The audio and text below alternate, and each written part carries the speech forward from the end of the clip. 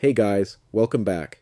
In today's tutorial, I'll show you how to get the Bybit app on your Mac in just a few simple steps.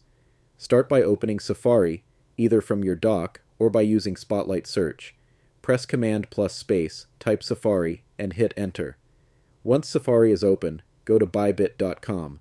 That's the official Bybit website. Always make sure you're using the correct link to avoid fake sites.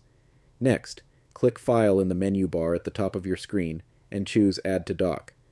A pop-up will appear, letting you rename it if you'd like. I'll keep it as Bybit. When you click Add, you'll notice the Bybit icon appear in your dock. Here's the nice part. When you click the Bybit icon, it opens in its own standalone app-like window, separate from Safari. You can even close Safari, and Bybit will remain open just like a native Mac app. And that's it.